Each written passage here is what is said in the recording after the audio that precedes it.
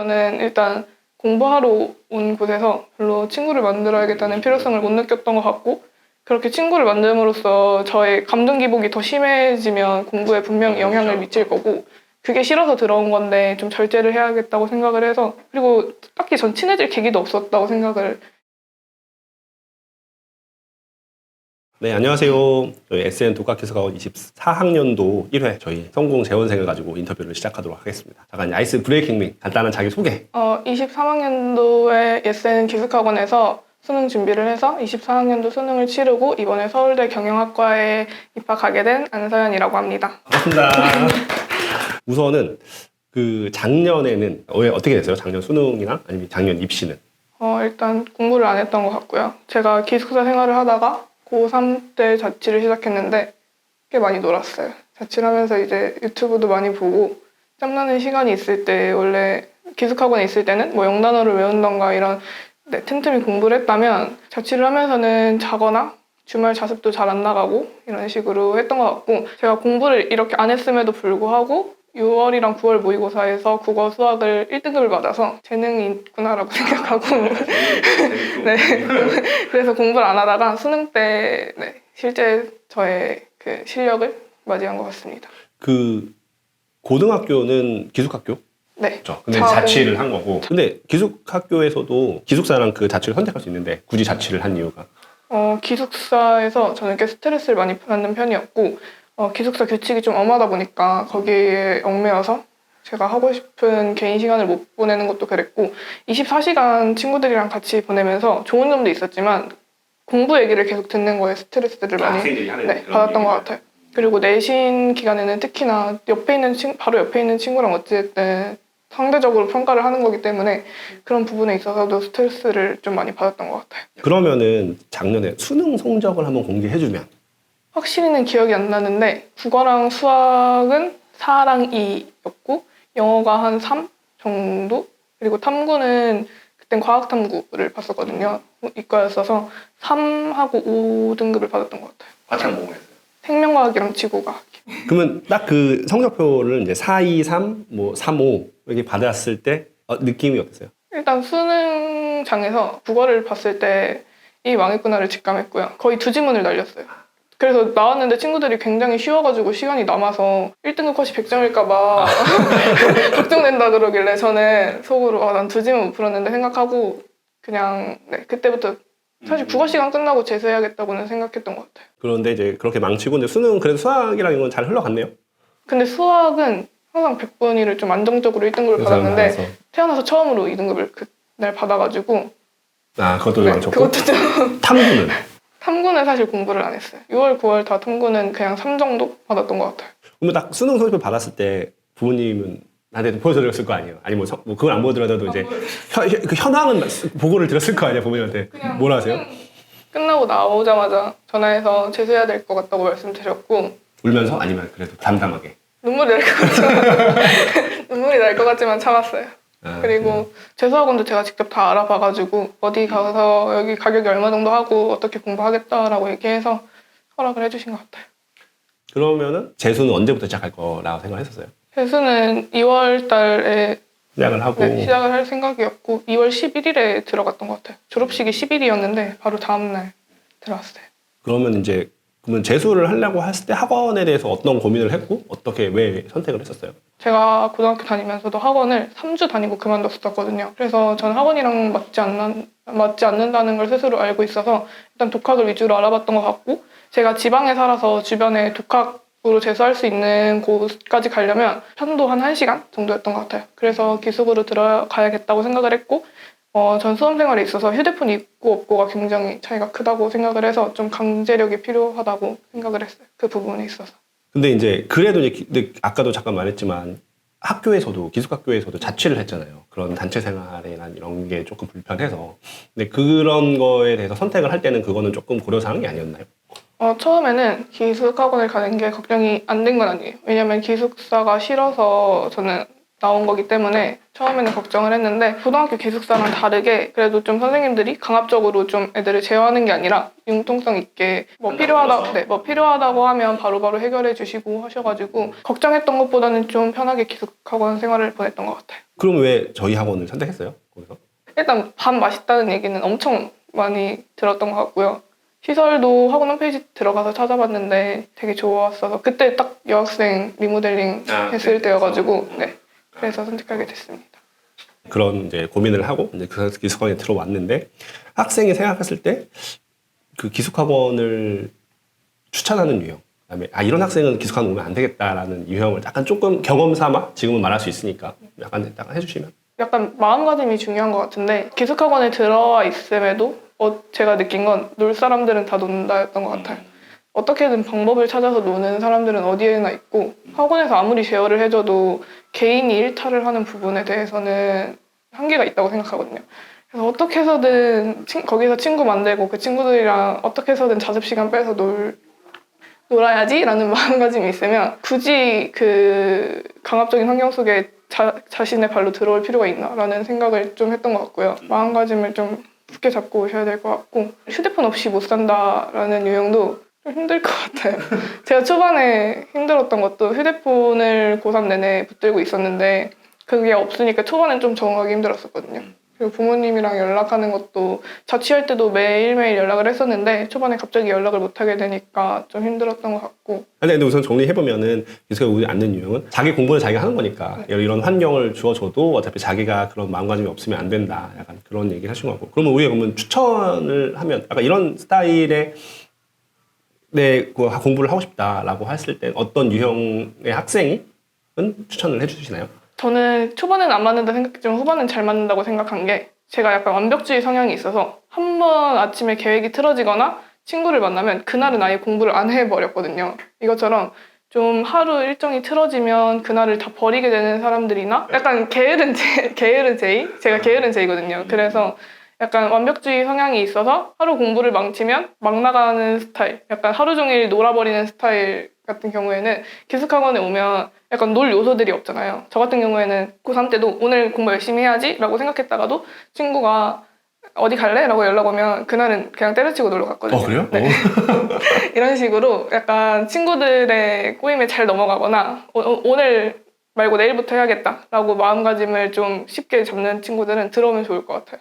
왜냐면 일단 한 번 놀기 시작하면 계속 노는 사람들은 그 한 번 놀기 시작하는 계기가 없어야 되는데 기숙학원에 있어서 그런 계기가 없어가지고 공부하고자 하는 마음은 있는데 그런 아주 외부에 있으면 그런 계기가 자꾸 어떻게 생기니까 그런 유혹에 약한 친구들이 들어오면 좋을 것 같아요. 근데 이제 학생도 들어오고 나서 한 2주 뒤에 이제 그냥 나가려고 했잖아요. 사실 어차피 이건 다 이제 지난 얘기고 하니까 편하게 얘기해보면 왜 그랬었고 어떤 감정에서 그랬었고 일단 친구 부모님이랑 연락을 너무 하고 싶은데 제가 또 성격이 급해가지고 할 말이 있으면 빨리 그걸 전하고 싶은데 엄마한테 무슨 말 하고 싶은데 엄마한테 뭐 필요하다고 얘기해야 되는데 라고 생각을 하는데 그 통화권이 일주일에 하나밖에 없으니까 그 날까지 기다리는 게 제 급한 성격에 너무 답답한 거예요.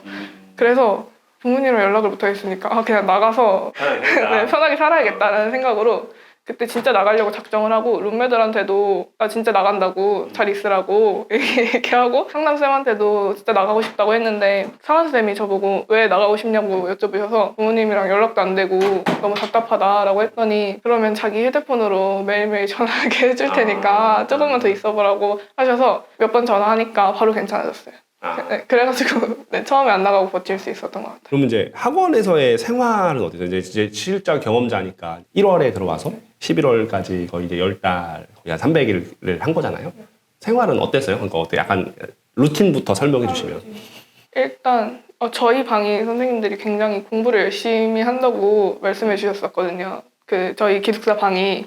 그래서 제 룸메들한테도 영향을 좀 많이 받은 것 같은데 일단 아침에 점호 끝나고 한 번도 다시 잔 적이 없어요. 일요일에 오전에 자유시간 있을 때 빼고는 저 같은 경우에는 6시 반에 눈 뜨면 바로 가서 아침 간단하게 먹고 7시에 자습실로 들어가가지고 아침마다 제 루틴이 있었어요. 그 커피 마시고 초콜릿 먹고 양치하고 이런 루틴이 있어서 그런 거 다 한 다음에 20분부터 국어 지문 좀 간단하게 풀기 시작했던 것 같고요. 저 수능 시간표대로 공부를 했었는데 국어 아침에 좀 간쓸게나 이런 간단한 주간지 같은 거 풀고 정규 자습 시간부터는 이제 국어 인강도 들었고요. 그 다음에 수능 시간 기준으로 수학 시간 때부터는 수학 문제랑 인강 듣고 오후에 밥 먹고 나서 원래는 점심 먹고 바로 했었는데 너무 졸린 거예요. 그래서 초반에는 영어 사탐 순으로 공부하다가 나중에는 제가 사탐을 더 좋아해서 이렇게 영어 하면서 졸릴 바에는 사탐부터 하자 해서 사탐 영어 순으로 공부하고 저녁에는 수학하고 국어를 더 했던 것 같아요. 그리고 산책을 점심 저녁 중에 한 번 할 수 있잖아요. 그때는 룸메들이랑 산책을 초반에는 거의 맨날 했던 것 같아요.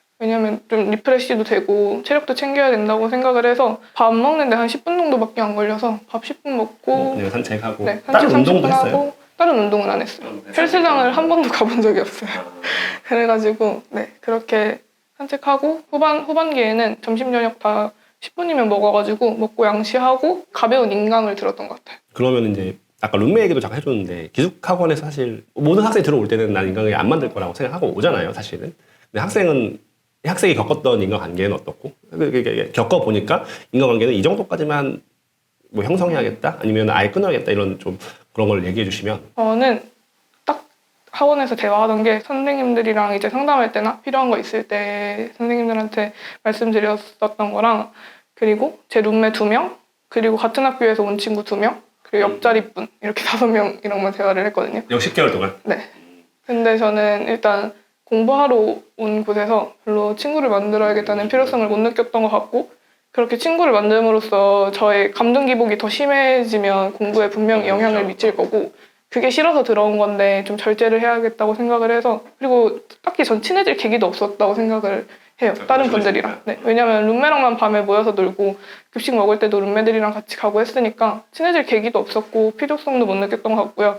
공부하러 온 거라면 개인적으로 이게 맞다고 생각을 했어요. 근데 그 5명이었잖아요. 그래도 많다고 느꼈네요. 그래서 조금 아쉽다? 많다? 근데 계속 얘기한 것도 아니고 룸메랑도 점심시간에 산책할 때 대화하고 길 가다 마주쳐도 인사도 안 했거든요. 새로운 룸메가 이렇게 들어왔을 때 왜 길 가다 마주쳐도 인사를 안 하지? 라고 생각을 했대요. 왜 안 했어요? 인사는 하잖아요. 복도에서 떠들면 안 되는데 거기서 막 안녕하기가 그래가지고 인사. 네. 그냥 어차피 밤에 보니까 네, 그냥 인사도 잘 안 했던 것 같고 한번 그렇게 하고 이제 학원에 대한 시설? 근데 시설을 보고 왔다고 했으니까 시설은 좀 이렇게 어땠어요? 시설은 좋았다고 생각을 해요. 저는 워낙 고등학교 기숙사가 좋은 편도 아니었고 이번에 대학교 기숙사 들어가는데 거기도 굉장히 좋은 편이 아니거든요. 그래가지고 다른 기숙사들을 경험해본 결과 준수한 편이라고 생각해요. 학습 장소, 독서실이랑 뭐 다른 데는? 독서실은 너무 만족했어요. 그냥 가본 독서실 중에서도 제일 좋았고 일단 자리 넓은 거는 뭐 학원 홈페이지도 있으니까 다들 아실 것 같고 그리고 이렇게 둘러싸여 있잖아요. 옆에도 칸이 막혀 있잖아요. 네. 그래서 그냥 약간 나만의 공간이라는 아늑함도 나름 있었던 것 같고 네, 다 깨끗해서 좋았던 것 같아요. 이거는 그냥 물어보는 건데 저희 학원이 이제 다 남학생도 이번 다 그 책상을 바꿨어요. 제가 되게 고민한 게 요즘에 많이 그 유행하는 게 이돌 같은 스타일 뭔지 알죠? 네. 모의고사 대형으로 돼. 네, 그런 거랑 우리 학원 스타일로 해서 저 2개 중에 뭘 할까 되게 고민하다가 그냥 이제 학생들이 우리 학원 스타일 좋아해서 이걸로 했었거든요.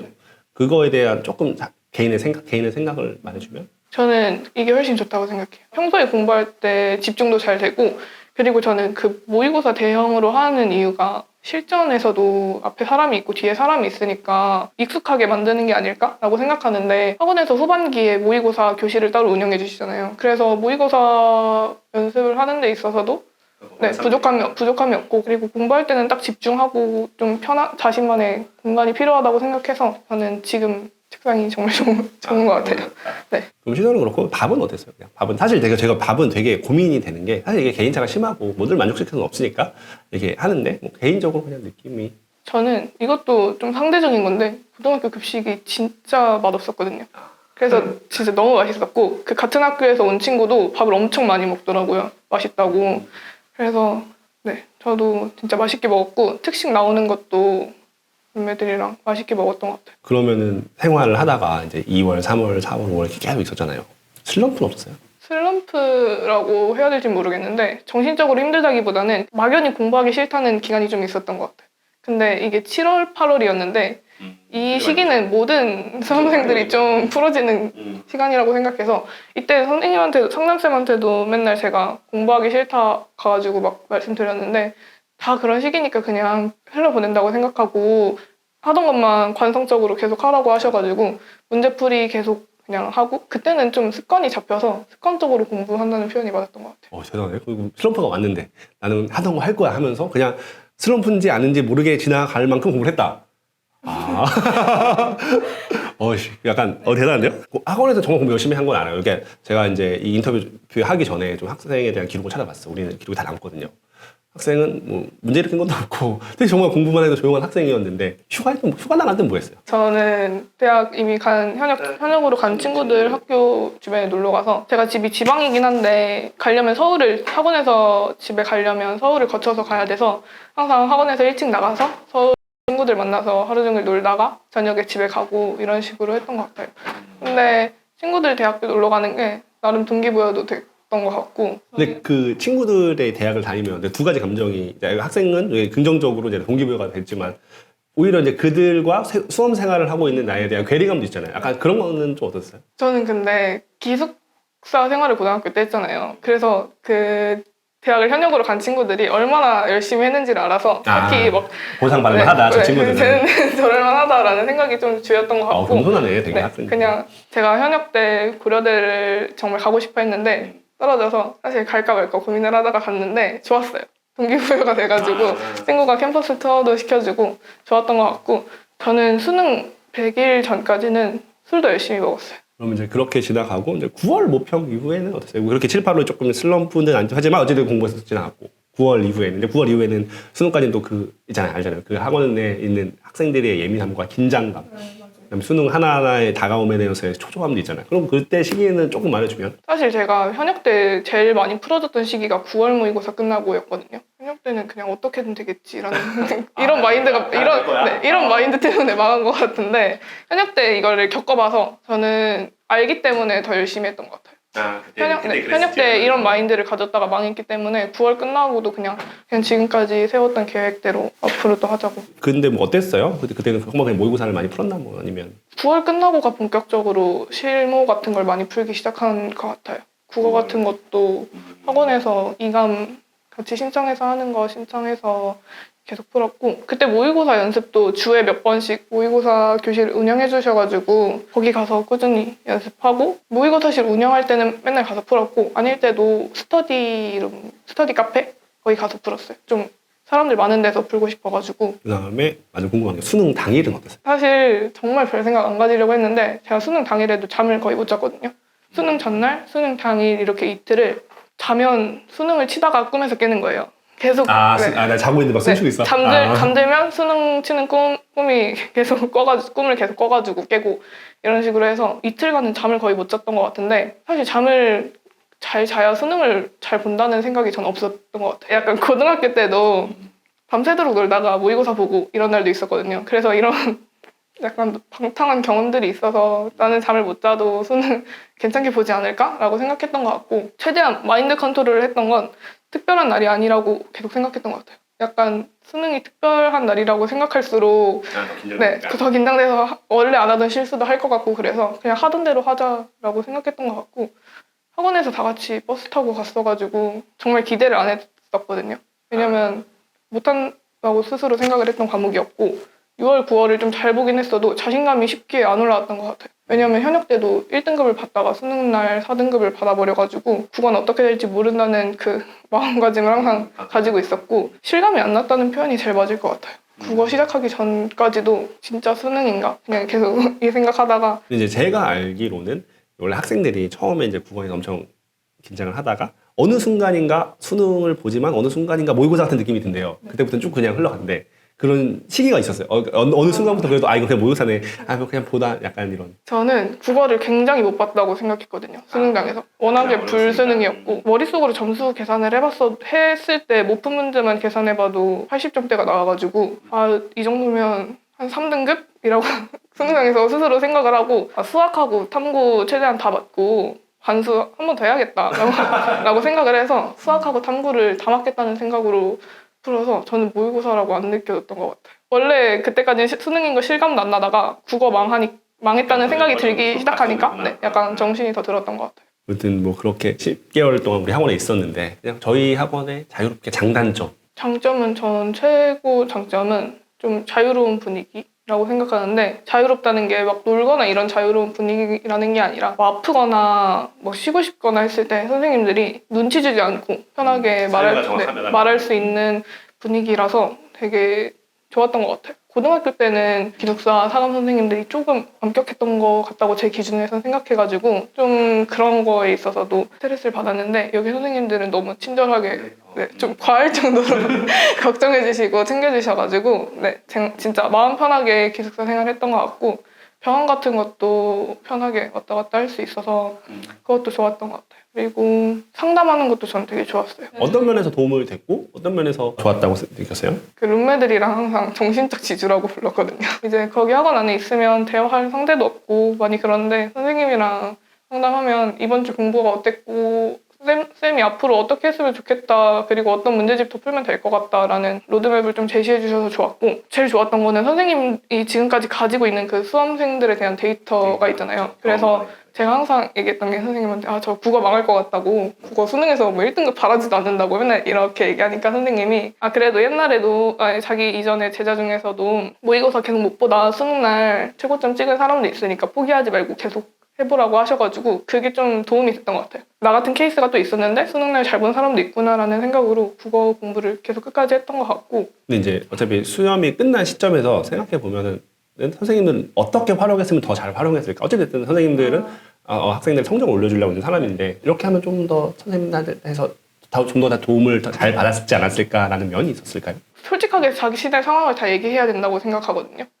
예를 들어서 뭐 수학 문제를 찍어서 맞았으면 찍어서 맞은 거라고 네, 얘기하고 근데 저는 선생님한테 다 말씀드렸거든요. 만약에 제가 점수는 높게 나왔어도 이게 찍어가지고 잘 나온 점수면 저 몇 번 찍었다고 그냥 솔직하게 말씀드리고 왜냐면 선생님이 제 실력을 객관적으로 알고 계셔야 좀 상담하는 데 도움이 될 수 있다고 생각해서 네, 전 선생님한테 다 말씀드렸다 생각해서 사실 어떻게 선생님이랑 상담했으면 좋았겠다 이런 거는 크게 없었던 것 같고 이제 솔직하게 가감 없이 자신의 그런 그걸 다 얘기를 해라. 앞으로 들어오실 학생분들이 상담을 좀 유용하게 이용하시려면 좀 솔직하게 그리고 자신의 실력을 숨김없이 쌤한테 말씀드리면 좋을 것 같아요. 그러면은 학원의 단점, 개선해야 될 점. 생각해보니까 이거는 좀 아닌 것 같다.